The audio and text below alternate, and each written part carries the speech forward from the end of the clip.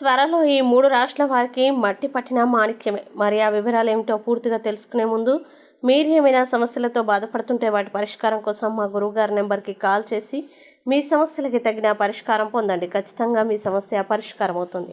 ఇక వివరాల్లోకి వెళ్తే ఏప్రిల్ 1వ తేదీ నుండి అందానికి ఐశ్వర్యానికి కారకుడైన శుక్రుడు పూర్వభద్ర నక్షత్రంలోకి అడుగుపెట్టబోతున్నాడు. ఈ గ్రహ ప్రభావం వల్ల వృషభ రాశి వారికి కొత్త అవకాశాలు తలుపు తడతాయి.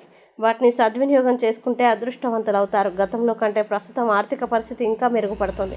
ఉద్యోగస్తులకి వారి కార్యాలయాల్లో మంచి పేరు రావడంతో పాటు పై అధికారుల నుండి ప్రశంసలు దక్కుతాయి. కొత్త వ్యక్తులతో పరిచయం కలుగుతుంది. అది వీరికి లాభసాటిగా మారుతుంది.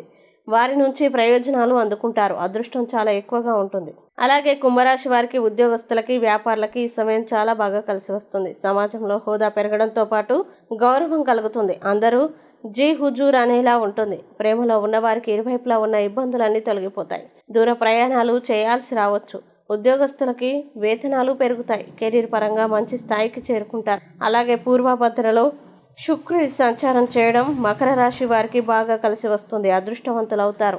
ఆత్మవిశ్వాసం చాలా ఎక్కువగా ఉంటుంది. ఏ పని తలపెట్టినా పూర్తి చేయగలిగిన సామర్థ్యాన్ని సొంతం చేసుకుంటారు.